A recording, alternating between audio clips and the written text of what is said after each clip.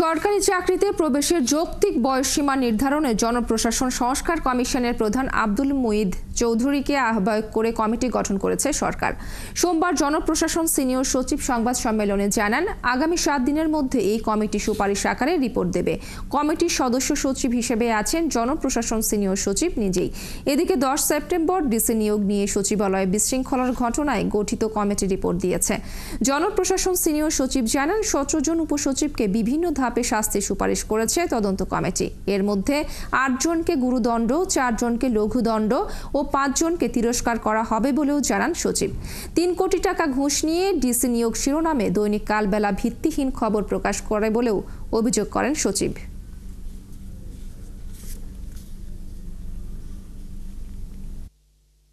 চাকরিতে প্রবেশের বয়স বৃদ্ধির বিষয়ে যে নানানভাবে আন্দোলন দাবির প্রেক্ষিতে একটা কমিটি করেছেন। এই কমিটির আহ্বায়ক হলো জনাব আব্দুল মুঈদ চৌধুরী, যিনি বিগত সরকারের অনেক দিন আগে উপদেষ্টা ছিলেন, সরকারের সিনিয়র সচিব ছিলেন, অনেকে আপনারা সবাই চেনেন।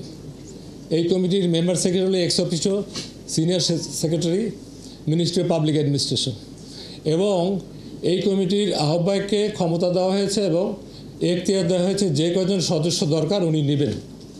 কর্মপরিধি ভেরি সিম্পল এবং উইদিন 7 ওয়ার্কিং ডেজ এই কমিটি সরকারকে পরামর্শ দেবে বয়স বৃদ্ধির বিষয়ে।